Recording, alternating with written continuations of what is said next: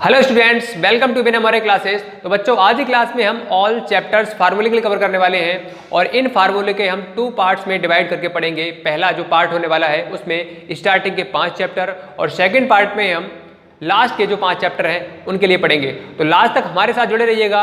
बहुत इंपॉर्टेंट फार्मूले हैं। अगर आपने इन फार्मूले के लिए लर्न कर लिया, याद कर लिया, तो आधे से ज़्यादा समस्या आपकी दूर हो जाएगी। क्योंकि आप जानते हो कि किसी भी चैप्टर का कोई भी क्वेश्चन करने के लिए सबसे ज़्यादा इंपॉर्टेंट होता है उनके फार्मूले याद होना।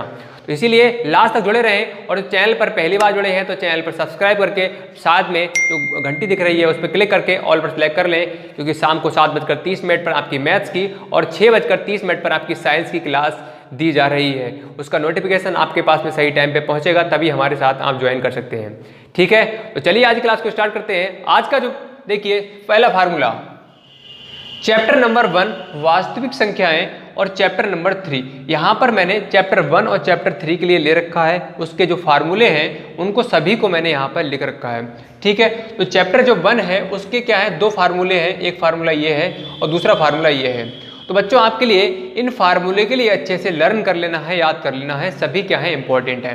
तो यहाँ पर देखिए सबसे पहला है यूक्लिड विभाजन प्रमेय का बराबर क्या होती है, a बराबर BQ प्लस R।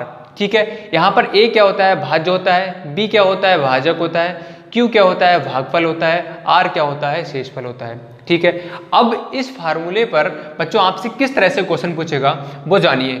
देखिए आपसे क्वेश्चन पूछ लेगा कि बताइए 14 और 15 को यूक्लिड विभाजन प्रमेय का द्वारा उसका माशा ज्ञात कीजिए।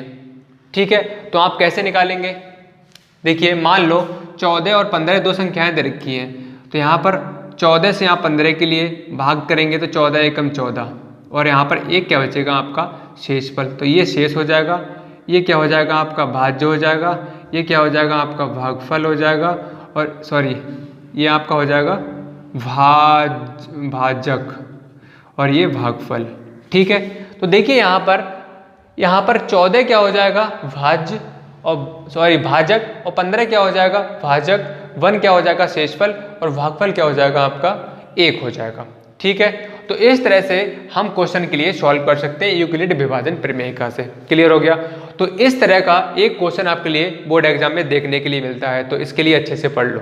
ठीक, अब नेक्स्ट देखिए, दो संख्याओं का गुणनफल बराबर क्या होता है, पहली संख्या गुणा दूसरी संख्या।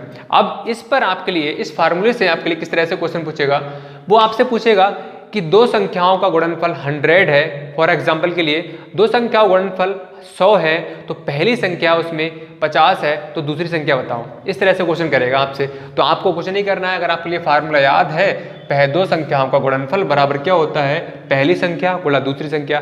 तो आपको क्वेश्चन में दो संख्याओं का गुणनफल दे रखा होगा और पहली संख्या दे रखी है, तो हम यहाँ से दूसरी संख्या निकाल लेंगे। कब निकाल सकते हैं? जब ही निकाल सकते हैं जब हमें फार्मूला अच्छे से लर्न होगा, और फार्मूला हमें याद नहीं होगा तो हम नहीं कर सकते बिल्कुल। इसीलिए इंपॉर्टेंट है फार्मूले को याद करना।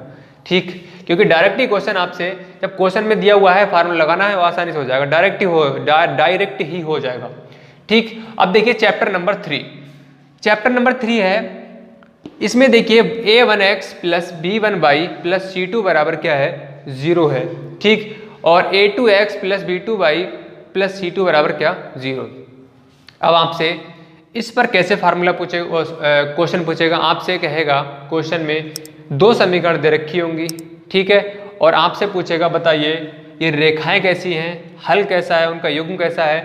इसी तरह से आपसे क्वेश्चन में पूछेगा। तो आप क्या करेंगे, आपको क्या करना पड़ेगा, एक समीकरण ऊपर जो दे रखी होगी क्वेश्चन में, उसकी तुलना आप a1x plus b1y plus c1 बराबर 0 इससे करेंगे, और यहाँ से तुलना करने के बाद में a1, b1 और c1 निकालेंगे। इसी तरह से दूसरी समीकरण दे रखी होगी, उसकी तुलना आप इससे करेंगे और यहाँ से a2, b2 और c2 निकालेंगे। ठीक है, फिर a1, b1, c1 और a2, b2, c2 के जो मान निकल कर आएंगे, उसकी कंडीशन अगर इस तरह की बन रही होगी, मतलब a1 अपॉन a2 बराबर b1 अपॉन b2, मतलब ये इसके बराबर होगा, तब आप कह सकते हैं कि रेखाएं कैसी होंगी, प्रतिच्छेदी होंगी। हल कैसा होगा, एक ही हल होता है इसका और अद्वितीय हल, और युग्म कैसा होगा, इसका संगत होगा।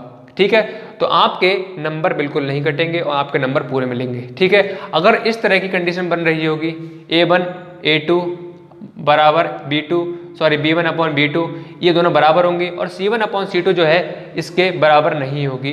तो क्या होगा, इस तरह की कंडीशन बनेगी। रेखाएं हल युग्म, रेखाएं कैसी समांतर होंगी, हल कैसा होगा, कोई नहीं होगा, और उसका युग्म कैसा होगा, असंगत होगा। इस तरह की कंडीशन बनेगी। तो रेखाएं असंपाती, हल कैसा होगा, अपरिमित, और अनेक, युग्म कैसा होगा, संगत होगा। ठीक है भाई, क्लियर हो गया। बहुत आसान था। दो समीकरण जब दे रखी होंगी आपको तुलना करनी है, वहां से A1 A2 B2 और A1 B1 C1 और A2 B2 C2 के मान निकालने हैं। इस तरह की कंडीशन बनेगी तो ये कंडीशन होंगी, इस तरह की कंडीशन बनेगी तो ये होगा, और इस तरह की कंडीशन बनेगी तो ये होगा। ठीक, बहुत आसान था, है ना। तो इसके लिए अच्छे से लर्न कर लो। अब नेक्स्ट देखिए, वज्र गुणन विधि। ये मोस्ट इंपॉर्टेंट विधि है, ये आपकी बोर्ड एग्जाम में लगभग हर साल पूछी जाती है। तो इसके लिए अच्छे से आप करके जाइएगा। इस फार्मूले को सबसे पहले तो याद कर लीजिएगा। इस फार्मूले के बिना आप क्वेश्चन को सॉल्व नहीं कर सकते हैं। तो देखिए, वज्र गुणन विधि, आपको इसके लिए कैसे याद करना है, एक्स वाई और 1 लिखना है, अपॉन का साइन लगाना है, फिर BC BC, CA CA, AB AB, मतलब और बीच में माइनस का साइन लगा देना है, मतलब BC minus BC, CA minus CA, AB minus AB। ठीक, फिर 12 21 12 21 और 12 21, मतलब B के साथ में 1 और C2 B2 C1 इस तरह से लिख देना है। ठीक है, तो इस फार्मूले को अच्छे से याद कर लो। बाकी सभी इंपॉर्टेंट है, लेकिन ये ज़्यादा ही मोस्ट इंपॉर्टेंट है, तो इसे अच्छे से पढ़ के जाओ, याद कर लो। ठीक, अब चलिए अब नेक्स्ट फार्मूले की ओर बढ़ते हैं। देखिए चैप्टर नंबर 4, देखिए बच्चों मैंने इसके फार्मूले चैप्टर नंबर 4 के सभी यहाँ पर लिख रखे हैं। तो देखिए सबसे पहला यहाँ पर द्विघात समीकरण ax² + bx + c बराबर क्या 0, और यहाँ पर जो a होता है बच्चों वो कभी भी 0 के बराबर नहीं होता है। ठीक है, अब आपसे देखिए इस द्विघात समीकरण पर किस तरह से फार्मूला पूछेगा, क्वेश्चन पूछेगा। आपसे कहेगा द्विघात एक समीकरण दे रखी होगी और आपसे पूछेगा, कहेगा बताइए उसका विविधकर क्या होगा, d क्या होगा। ठीक है, तो आपको क्या करना है, जो द्विघात समीकरण का व्यापक रूप होता है यही ax² + bx + c बराबर 0, ये क्या है, द्विघात समीकरण का व्यापक रूप है। तब आप क्या करेंगे, उस समीकरण जो क्वेश्चन में दे रखी होगी उसकी तुलना आप इससे करेंगे। ठीक है, यहाँ से a b और c के मान निकालेंगे। ठीक, a b c के मान निकालने के बाद में, और आप जानते हो विविधकर d बराबर क्या होता है, b² - 4ac होता है। और यहाँ से जब आप कंपेयर करेंगे, तुलना करेंगे, तो a b और c के मान हमें मिल जाएंगे, और a b c के मान यहाँ पर हम रख कर d का मान निकालेंगे। अब d का आपका देखिए किस तरह से मान आ सकता है, d बराबर आपका 0 भी आ सकता है, तो क्या होगा, b² - 4ac बराबर 0 हो जाएगा। ठीक, और इस तरह से भी आ सकता है, जो d का मान है यहाँ पर आप जब a b c के मान रखोगे तो d का मान क्या 0 से बड़ा भी आ सकता है, जैसे 0 से बड़ा 1 हो गया, 2 हो गया, मतलब 3 4 और बाकी नंबर हो गए। तो क्या होगा, तब आपके मूल वास्तविक और असमान होंगे। ठीक है, d बराबर जब इस तरह की कंडीशन बनेगी तब मूल उसके वास्तविक और असमान होंगे। ठीक, और जब इस तरह की कंडीशन बनेगी कि d जो है वो छोटा होगा 0 से, जैसे -1 -2 माइनस के जो नंबर्स होते हैं उसमें होगा, तो d बराबर d जो है अगर छोटा होगा तब किस तरह की कंडीशन बनेगी, मूल अवास्तविक होंगे और उसके बराबर नहीं होंगे। इस तरह से आप लिखेंगे। ठीक है, और देखिए नेक्स्ट, अब देखिए, तो यहाँ तक उम्मीद करते हैं सभी के लिए क्लियर हो गई होगी।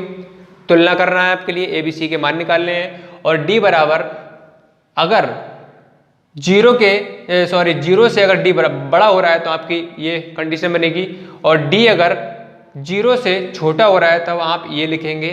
ठीक है, क्लियर हो गया। तो इस तरह से आप करके आएंगे, लिख कर आएंगे, तो आपके नंबर कोई नहीं काट सकता। अब देखो नेक्स्ट, श्रीधराचार्य सूत्र द्विघात समीकरण, इसके लिए याद करना बहुत जरूरी है, ये भी मोस्ट इंपॉर्टेंट है। ये क्वेश्चन लगभग इस तरह का आपसे पूछा ही जाता है। अब देखिए श्रीधराचार्य फार्मूला है, इस पर आपका किस तरह का क्वेश्चन बनता है। ये जब बनेगा जब आपकी कोई द्विघात समीकरण दे रखी होगी बच्चों, तो उस समीकरण में अगर फैक्टर नहीं हो रहे होंगे, गुणनखंड नहीं हो रहे होंगे, तब आपके लिए द्विघात श्रीधराचार्य जो सूत्र है वो लगाना पड़ेगा। ठीक है, एक कंडीशन ये होगी तब लगाना पड़ेगा, और एक कंडीशन तब बनेगी जब आपसे क्वेश्चन में खुद कहेगा कि एक समीकरण दे रखी होगी, इसके लिए श्रीधराचार्य सूत्र से इसके लिए सॉल्व करिए। तो आप क्या कर सकते हैं, इस तरह से सॉल्व कर सकते हैं। सूत्र लगाएंगे, x बराबर -b + -b अंडर में b² - 4ac/2 है। ये क्या होता है, श्रीधराचार्य सूत्र होता है। मोस्ट इंपॉर्टेंट क्वेश्चन है, फार्मूला है, अच्छे से याद कर लेना। अब देखिए, अब समीकरण में समीकरण दे रखी होगी। नेक्स्ट देखिए, समीकरण दे रखी होगी और आपसे कहेगा कि उसमें उसके जो मूल है समीकरण के, एक अल्फा है और एक बीटा है। तो आपको कुछ नहीं करना है। देखो बच्चों, यहाँ पर एक अल्फा और एक बीटा, बस कुछ नहीं करना। माइनस बी, यहाँ पर देखो प्लस माइनस है तो यहाँ से एक प्लस उठाओगे, यहाँ पर कर दोगे। नेक्स्ट वाला बीटा जो होगा minus B square minus 4ac under root में अपॉन 2a, ये लगा देना। बहुत आसान होगा। ठीक है, क्लियर हो गया। तो उम्मीद करते हैं आपके लिए चैप्टर नंबर जो 4 है उसके सभी फार्मूले क्लियर हो गए होंगे। इसे अच्छे से रट लो, याद कर लो और कॉपी पर नोट जरूर कर लो। याद करने में आपके लिए दिक्कत नहीं होगी। मैंने आपके लिए एक मतलब 2 पार्ट में इसके लिए इसीलिए डिवाइड किया है क्योंकि आपके लिए आसानी से लर्न हो सके। अगर मैं एक ही पार्ट में सारे जो चैप्टर है उसके फार्मूले करा देता तो आपके लिए दिक्कत होती, याद करने में भी समस्या होती। ठीक है, चलिए अब बढ़ते हैं नेक्स्ट फार्मूले की ओर।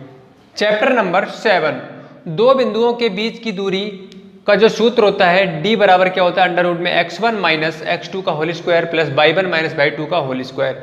ये कब लगाओगे, जब आपके सामने आपके क्वेश्चन में 2 बिंदु दे रखे होंगे, आपसे कहा जाएगा कि बीच की दूरी बताओ। तो बीच की दूरी वहाँ पर d बराबर क्या होता है, ये फार्मूला आपके लिए पुट कर देना है। ठीक, अब नेक्स्ट देखिए, त्रिभुज का क्षेत्रफल, जब आपके सामने 3 बिंदु दे रखे होंगे और आपसे कहा जाएगा कि त्रिभुज का क्षेत्रफल बताइए, तब क्या करना है आपके लिए, ये वाला फार्मूला लगा देना है। ठीक है, तो आपके लिए जो त्रिभुज का क्षेत्रफल होगा, वो त्रिभुज होगा, उसके कितने शीर्ष होते हैं, 3 शीर्ष होते हैं। तो x1 y1 हो जाएगा, दूसरा x2 y2 हो जाएगा, x3 y3 हो जाएगा। ठीक है, पुट कर देना है। अंत्य विभाजन का सूत्र, जब भी अंत्य विभाजन आपसे पूछेगा तो क्वेश्चन में आपके लिए इसलिए फार्मूला लगा देना है, आपका आंसर आ जाएगा। अब देखिए मध्य बिंदु। ठीक है, जब आपके सामने 2 बिंदु दे रखे होंगे, एक बिंदु यहाँ एक बिंदु यहाँ, ठीक है, किसी भी रेखाखंड के साइड से एक बिंदु यहाँ एक बिंदु यहाँ दे रखा होगा और आपसे कहेगा मध्य बिंदु बताओ। फॉर एग्जांपल के लिए देखिए यहाँ पर इस तरह से होगा।